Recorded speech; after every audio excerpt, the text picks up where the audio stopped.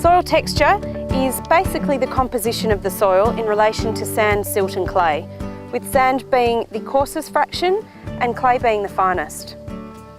Now, it's important to understand your soil texture as it has some major implications on soil management. It's important because it influences water holding capacity, water infiltration, nutrient retention and erodibility of the soil. Soil texturing is an easy thing to do. There are two main ways that you can determine your soil texture. The first is very simple. It's a soil test and sent away to the lab for a particle size analysis.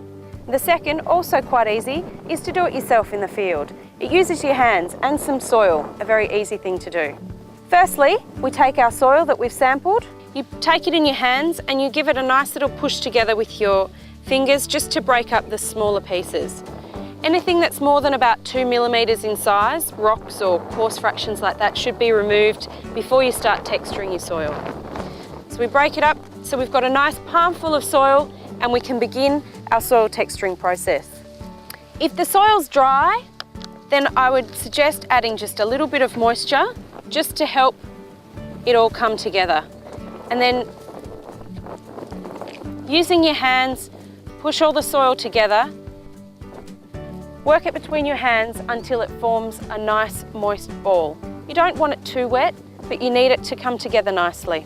We may need to work it for 1 to 2 minutes, and we really want to feel in this 1 to 2 minutes what's present in our soil. So if you've got coarse sand, you can really feel the coarse sand within the soil. And while you're spending the 1 to 2 minutes, why don't you think about what you can feel? I often close my eyes to help the process. For example, if you've got sand, especially coarse sand, you can really see it and feel it in the soil. If it's a fine sand, it might be slightly more difficult, but holding it to your ear, you can often hear the fine sand in there grinding together. Now, a clay is very much like plasticine. It forms a nice ball that holds together, and it's often quite sticky. And if you've got a lot of silt in your soil, like this one appears to have, it stains your hands quite a lot. It feels silky to the hands, so it's important to take that time to really feel what's in your soil. So when you've worked it together for a while, the next process is to form a ribbon. So we push it between our forefinger and our thumb.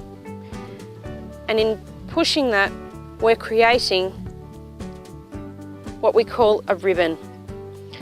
And we do this a few times so that we get an average across the ball. And I'll probably get about 3 out of this one.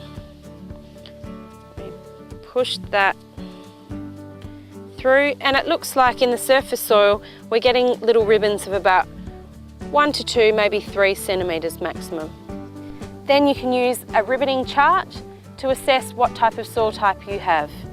So you should be able to now determine what the water holding capacity is likely to be in your soil, the best plants that are suited for your soil, and any potential issues that you may have going forward in your production system.